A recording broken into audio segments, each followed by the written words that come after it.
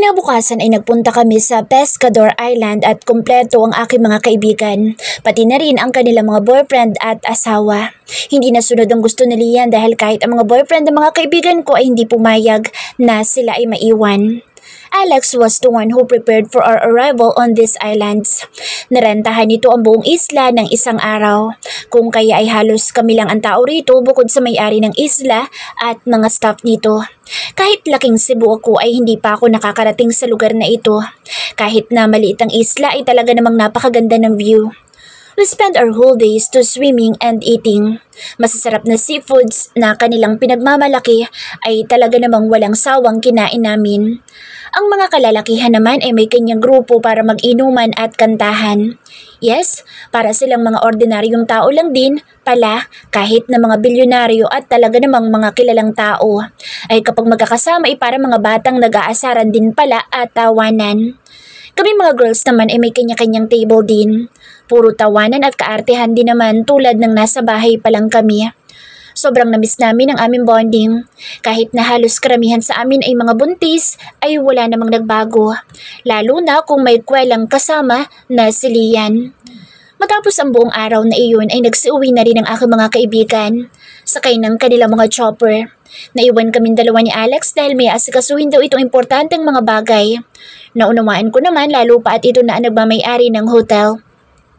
Kahit na busy itong tao, ay alagang-alaga naman ako ni Alex. He always put me first for everything. That's why I serve him what he deserved. Okay, I'll go there. Napaangat ang aking tingin kay Alex nang may tumawag dito na kung sino. Kasalukuyan kami nagpapahinga ngayong umaga matapos namin mag-breakfast. Saan tayo pupunta? Tanong ko dito nang tumayo si Alex. Humarap ito sa akin na salubong ang mga kilay. You'll stay here, baby. May kailangan lang ako sa kasuhin. Bakit hindi ako pwedeng sumama? Simangot ko pa. Ayoko mapagod ka, baby. Dito ka lang, okay? I'll call the chef if you get hungry. Huwag ka muna lalabas dito hanggat hindi pa ako nakakauwi. Dumukwang ito sa akin at tinalikan ako sa labi. Sino kasama mo? Nakanguso kong tanong. Yung dalawa. Ang tinutukoy nito ay sina Randy at Lucio. Okay. Malungkot kong sagot. Ewan ko ba, parang nasanay na ata akong palaging nakadikit kay Alex. Kaya parang nalungkot agad ako.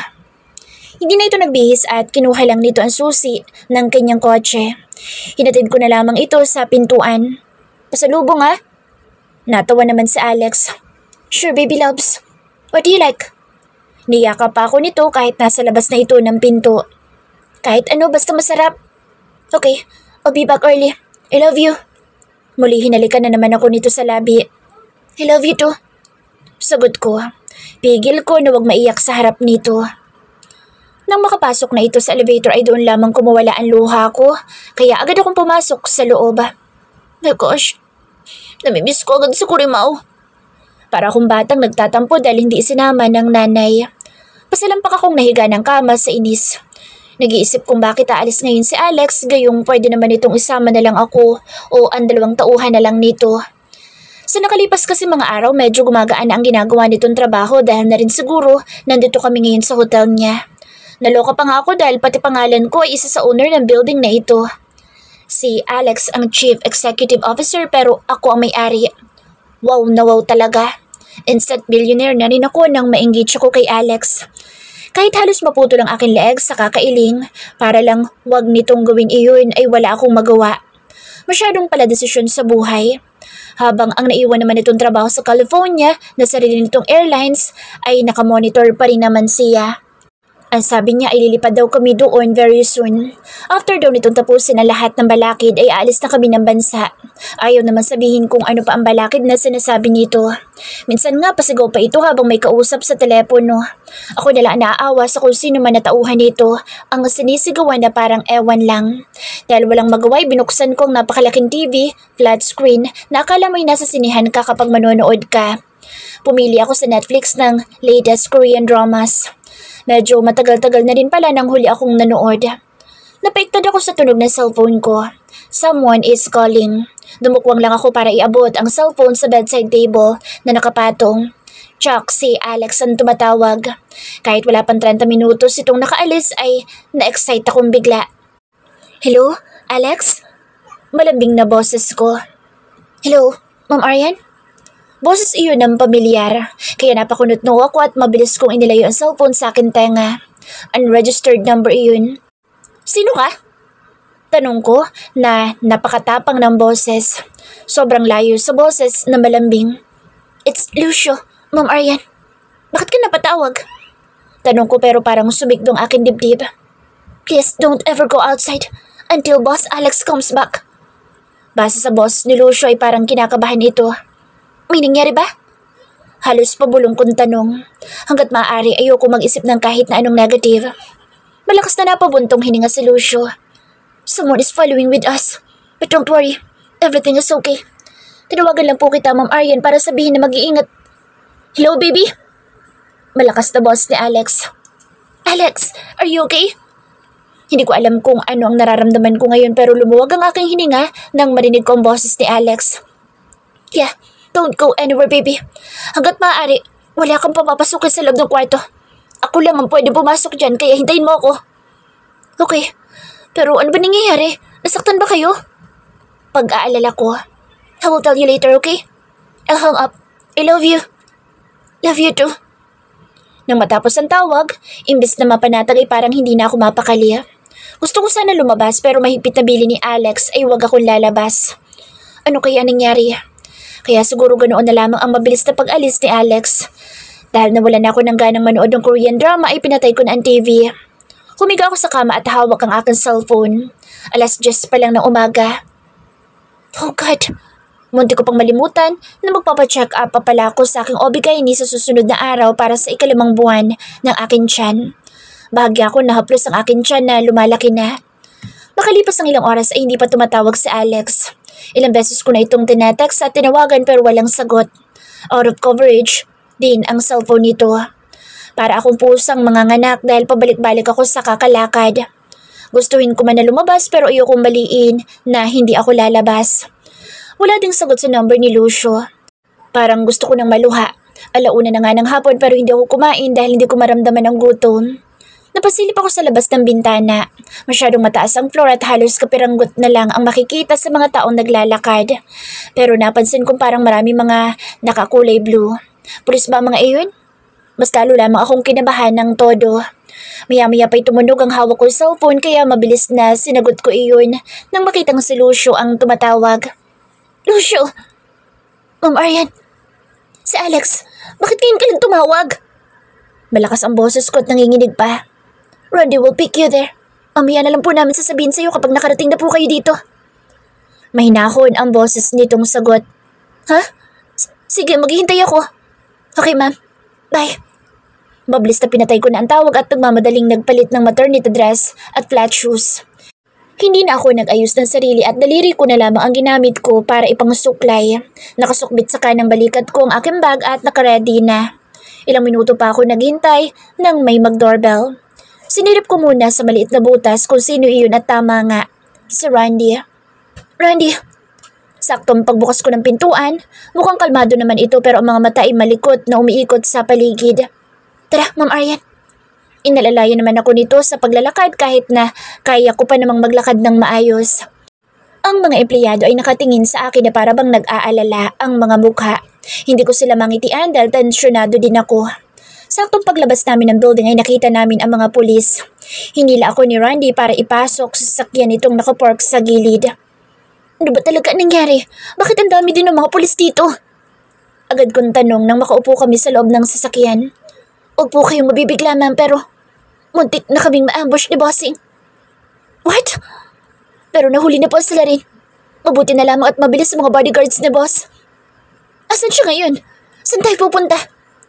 Taranta kong tanong. My gosh, wag naman sanang mapahamak si Alex ko. Sa ospital po. Ospital? Pasigaw ko. Parang may sumipa din sa akin tiyan dahil sa lakas ng aking pagsigaw. Kalma lang po, ma'am. Baka masuntok ako ni Bossing. Napalingon-lingon tuloy ito sa akin. Ako naman ay umatungal na. Hindi tuloy alam ni Randy kung paano ko patatahanin habang nagdadrive. Nang makarating sa ospital ay hindi na tumigil ang iyak ko hanggang sa makarating kami sa isang private room. Alex! Malakas kong tawag na makita ko nakahiga ito sa hospital bed habang may swero. Nakasuot ito ng hospital gown habang kausap nito si Lucio. Patakbo akong lumapit at umiyak ng malakas. Baby! Niyakap ko na mahigpit si Alex. Hindi ako makapaniwala na nandito siya ngayon sa ospital, samantalang kanina ay maayos at malakas pa ito. Ano nangyari?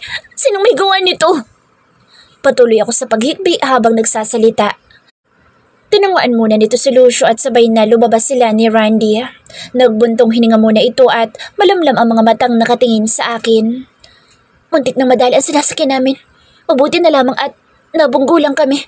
Ito lang naman ang nakuha ko. Ipinakita nito ang ilang mga galos. Pero napataas ng kilay ko at mabilis sa mga kamay na itinaas ang gilid ng gown. Nakita ko na may bandage doon. Ano to? Nabaril ka ba? Mabagal na tumango ito. My God, Alex! Mas lalo akong naiyak. It's okay. Malayo naman ito sa bituka. Don't cry, baby. Masuyong hinalik-halikan ako ni Alex sa aking ulo. Hindi ako makapaniwala sa aking narinig dahil ang gumawa ng krimen na ito ay si Uncle at Auntie Mary. Matapos daw kasing makulong ang mag-ina ay nakapagpiyansa ang mga ito. Minanmana na pala ni Alex sa kanyang tauhan ng pamilya na iyon. Kaya pala hiningi niya sa akin ng ilang impormasyon sa pagkamatay ng aking magulang dahil sila din pala ang pumatay sa mga ito at hindi totoong namatay dahil sa car accident. Parang bomba iyon sa aking pandinig. Alam ko naman na black sheep sa pamilya si Uncle at malaki ang galit dito sa papa ko, lalo na at ipinamana kay papa ang lupa at bahay, na siyang dahilan kung kaya nagawa nito ang krimen. Mas lalong nagalit ang mga ito nang malaman na sa akin ipinamana ni papa ang bahay at lupa. Kaya pala ganoon na lamang ang galit dito sa akin at mabuti na lamang at mautak ako dahil ibinenta ko ang bahay at lupa bago ako lumuwas ng Maynila. Naalala ko kung paano itutok ni Uncle sa akin ang hawak nitong baril. Mabuti na lamang at kasama ko ang aking teacher na siyang naging kakampi ko sa buhay. Sila at ang kanyang pamilya ang tumulong sa akin para makaalis ng Maynila nang hindi nalalaman nila Uncle dahil hinahunting ako ng mga ito. Kaya hindi ko magawang pumunta sa puntod ng aking mga magulang dahil sa pagbabanta ng mga ito. Pero talaga nga namang nasundan pa ako hanggang Maynila pero hindi nila ako mapapatay dahil mga dayo lang sila. Ang impacta kong pinsan na sa Bitina ang palagi kong nakakatunggali sa tuwing nagkukrus ang aming landas. I put your uncle in jail at hindi na siya makakalabas dahil natulan na siya ng panghabang buhay na pagkakakulong. Your aunt will be in jail too. At kapag nakapagpiyansa siya, ay maaari lang siyang makalabas. Magkano piyansa? Almost 2 million for all the damages. Hayaan natin silang mamulubi at ang anak niya ay mamroblema kung saan siya kukuha ng ganoong halaga. As far as I know, bumagsak na ang negosyo nila, lalo pa at kasama sila sa itinuturo ng mga nauto nila dahil sa pang-scam. Kaya sa tingin ko ay baka hindi na rin makalabas iyon lalo pa't milyon-milyon ang tinangay na pera. Marahan ako napatango. Alam ko iyon dahil bali-balita iyon sa lugar namin na wanted ang pamilyang iyon. Ang teacher ko ang nagkwento sa akin, kaya nga lumuwas din ng Maynila ang mga iyon dahil sa pagtakbo ng pera. Napailing na lamang ako. Nagiging demonyo talaga ang tao sa sobrang sakim sa pera.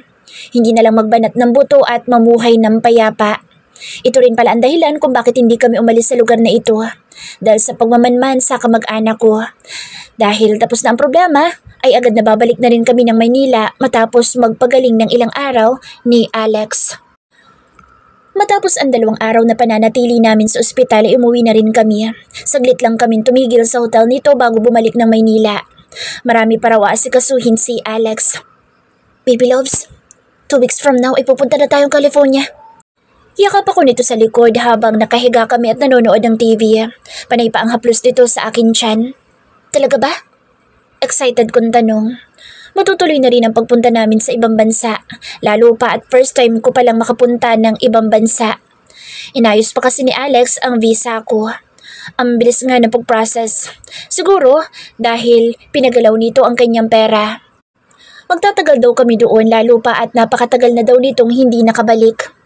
Yes, actually pwede naman kahit bukas na, pero may kailangan pa tayong gawin bago umalis ng bansa. Gagawin? Anong gagawin natin? Pagtataka ko. Secret. Kinurot ko tuloy ito sa tagiliran at tumalakhak lang ang Hudyo.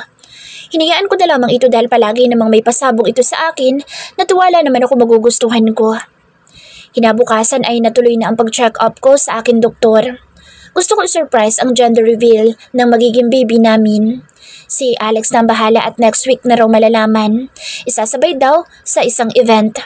Hindi ko alam kung anong event iyon basta sobra akong excited. Natatawa na lamang ako kay Hana dahil ang sexy nitong buntis. Dahil 3 buwan na ang tiyan nito. Panay sukat pa ito sa aking katawan gamit ang panukat ng damit. Para saan ba yan? Tanong ko dito. May pupuntahan tayong kasalte. Ako na nagsusukat sa'yo kasi hindi mo masusukat ang sarili mo. Ang laki na ng tiyan mo eh. Ngumuso pa ito sa akin tiyan. Sino ikakasal naman?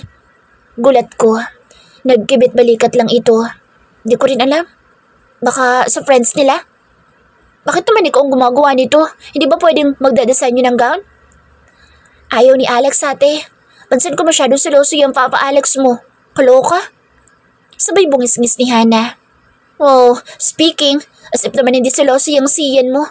Mas nakakatakot pa nga mukha noon kapag nagagalit. Naalala mo yung mga kumakausap sa'yo? Kulang na lang bumili ng sariling kabaong yung lalakang humawak sa kamay mo sa sobrang galit na siyan mo.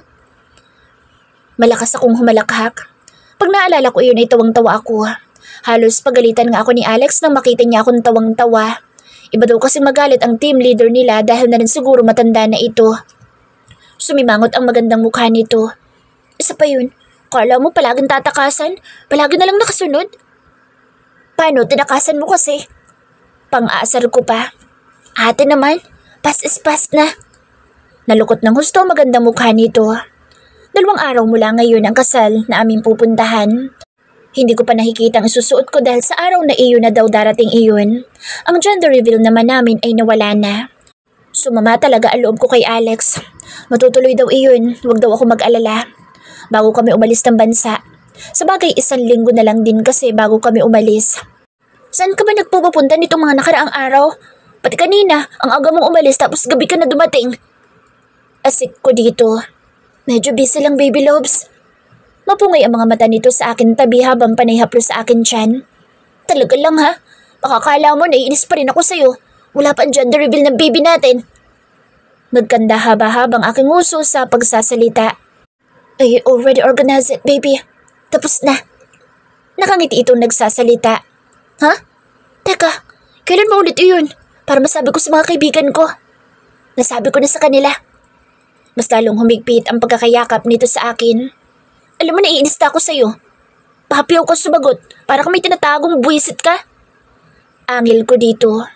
Huwag kang nagagalit, baby loves, at baka lumabas ang baby natin at magaya sa'yo na palaging magagalitin. Pang-aasar nito sa akin. Ano? Malakas ko itong pinalo sa braso. Joke lang. Excited na ako sa gender ng baby natin. Anong gusto mo, girl or boy? Bakit mo ako pinapipili? Asar ko. Para lang para maganda. Ako? Gusto kong baby boy. Sabay haplos na naman sa aking tiyan na maumbog. Ayokong pumili. Kung ano lalabas, edi thankful ako. Basta healthy ang baby ko.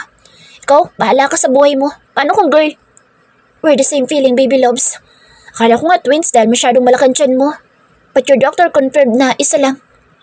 Hayos ka, nangarap ka pa ng 2. Hirap na nga akong magbuntis. Tumawa lamang ito. Then, we can make it too after you give birth. Hayos ka. Malakas kong singhal. Tumawa lamang si Kurimaw. Pagising ko pa lang sa umaga na ito ay hindi na ako mapakali.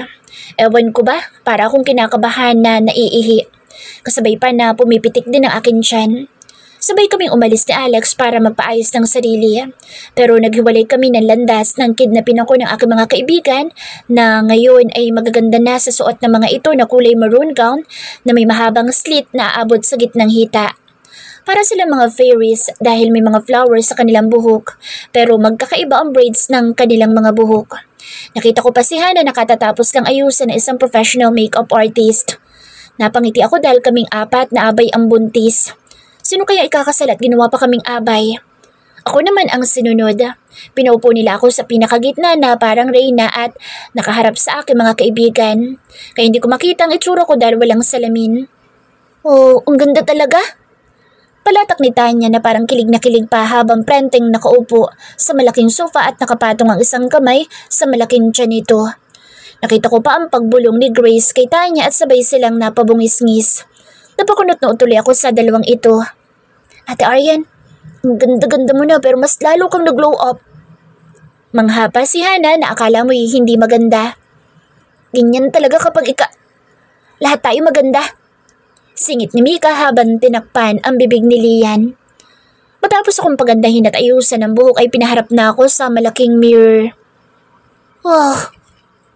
Halos hindi ko na nakilala ang sarili ko dahil sa ganda ng pagkaka-makeup sa akin. Hinila ako ni Lian at Mika sa isang malaking closet. Halos matanggal ang pangako sa gulat ng bumungad ang nag-iisang gown na nakasuot sa manikin. Parang gusto lumabas ng puso ko sa sobrang kaba at hindi ko maipaliwanag na pakiramdam. Yes! Dalawa na sa kaibigan natin ang ikakasal. Malaki ang pagkakangiti ni Mika. Ako naman ay parang nastatwa na sa kakatingin sa wedding gown na sobrang ganda dahil kumikislap ito sa liwanag ng mga ilaw na parang may mga diamond. Hindi pa rin ako nakakilos kaya si Lian at Mika ay maingat na hinubad sa manikin ang gown at silang dalawa nagsuot sa akin. Parehas na nagpalakpakan silang tatlong buntis na sina Tanya, Grace at Hana. Congratulations, Ate Aryan! Congrats, Aryan! I'm so happy for you, Aryan. Aryan, Beshi, congratulations. Sabihin mo lang sa akin kapag niloko ka ulit ni Alex at gugulpihin ko na ng tuluyan. Mayabang na salita ni Lian sa huling sinabi nito. Nagtawanan lang sila habang ako naman ay loading pa din. Hindi ako makapaniwala. Halos pumiyok ako dahil gusto kong maiyak. Don't cry, Beshi. Naku, ang tagal namin naghintay sa pag-ayos sa'yo tapos mahuhulas lang dahil umiyak ka. Maingat na inayos ni Mika ang veil sa aking ulo. Sobrang haba ng veil na abot pa hanggang puwetan ko. Let's go na, dahil kanina pa ata si Mr. Right mo. Nakangisi si Mika sa akin. Ilang sandali pa ay kanya-kanyang sinundo na ng mga boyfriend at asawa ang aking mga kaibigan. Habang ang naiwan ay si Mika na nasa aking likuran ngayon dahil siya pala ang aking maid of honor. At hawak ang buntot ng aking gown na hindi ko alam kung bakit sobrang napakahaba at baka marumihan lang. Lulan kami ng isang sports car na pagmamayari ni Kevin na siya naming driver ngayon ni Mika. Nagsasalita si Mika pero hindi nagsisink in sa utak ko ang mga sinabi nito at puro ngiti at tangulang ang naisasagot ko dahil sa sobrang kabado. Sino bang hindi kakabahan kung ganitong bibiglain akong ikasal? Maski nung engagement namin ay planado na nito. Biglang uminit ang aking mga mata at parang gusto ko nang umiyak ng husto. Nang maalala na nung nakaraang araw ay masama pa ang loob ko kay Alex dahil malapit na kaming umalis ng bansa pero wala pang gender reveal para sa baby namin. Pero sabi niya ay kasabay daw na isang event. Wisit na kurimaw iyon. Pala desisyon at hindi man lang ako kinonsulta. Kahit naiinis ay parang lumilipad naman ang aking kaluluwa sa sobrang saya at excitement. Nakarating kami sa malaking church. Balik sa mga kilos ni Mika at mabilis akong inalalayan, lalo pa at medyo may kataasan ng heels ko. Kanina ay nagreklamo ako dahil baka ako'y matapilok pero wag daw akong mag-alala dahil safe daw ako sa kamay ni Mika. Nasa likod naman ni Mika si Kevin na panay lang ang buntot dito. Napailing na lamang ako. The big door suddenly opened wide. I almost myself when all the eyes of the people happily watching me entering. Nagsimulang kumanta ang isang banda ng paborito kong kanta. Mahigpit ang hawak ko sa bouquet ng white roses na ibinigay sa akin ni Mika. Nagsimula nang uminit ang aking mga mata na kanina pag gustong-gustong kumuwala sa aking mga mata. Hindi ko na ito matatagalan dahil sa matinding emosyon. Bago ako mapatutok sa harap ng aisle ay lumibot ang aking mata dahil gusto kong tingnan kung sino ang ibang mga bisita. Pero nanlalabong aking mga mata kaya itinuon ko ng aking paningin sa lalaking naka-white tuxedo. Si Alex na mahal ko.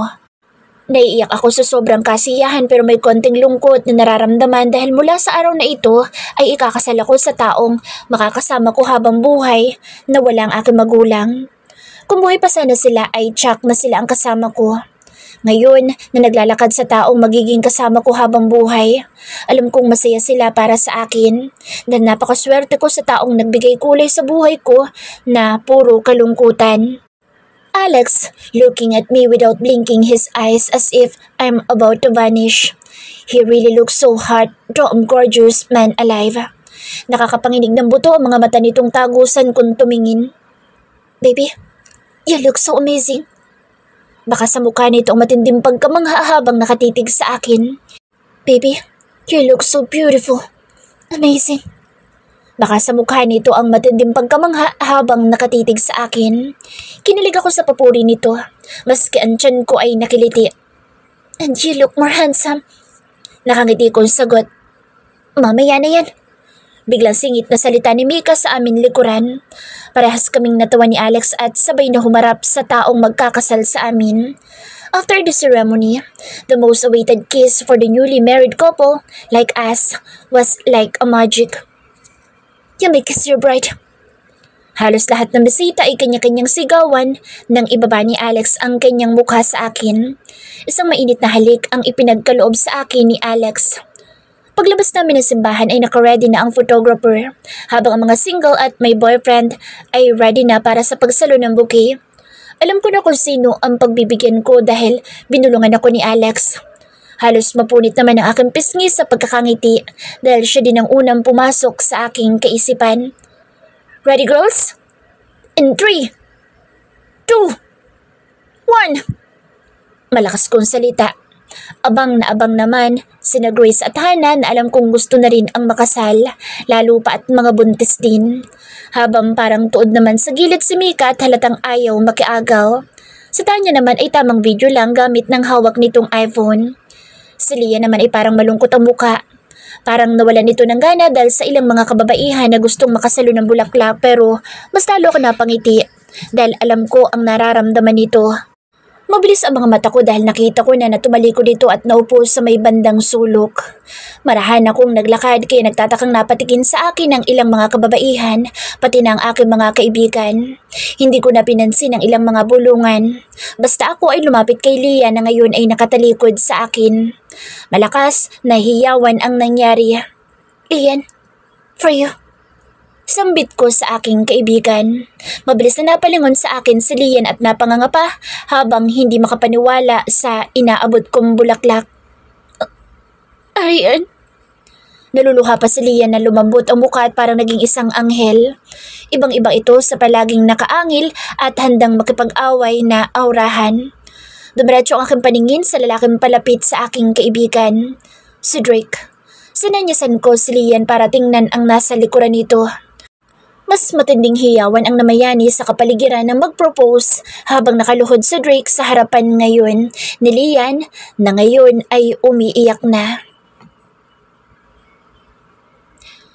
Nandito kami ngayon sa private resort para sa aming reception na pagmamay-ari ng kaibigan ni Alex na si Tyrone. Hindi naman ganoon karami ang aming bisita na tulad ng kay Tanya at Dustin. Mga ilang close friends ko lang sa trabahoan nandito.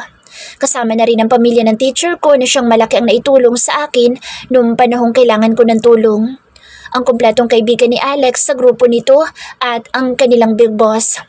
Ang aming flower girl na si Tricia na mukhang Cinderella sa gown nito ay nakita ko na naman na hinihila-hila ito ng kanyang mommy Tanya dahil kinukulit nito ang binatilyong anak ni Big Boss na napakagandang lalaki pa naman.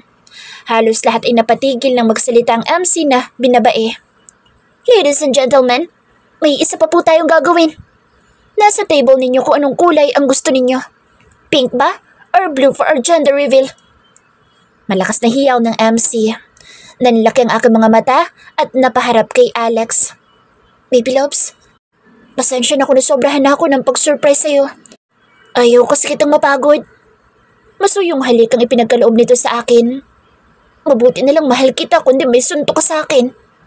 Pabiro kong irap dito.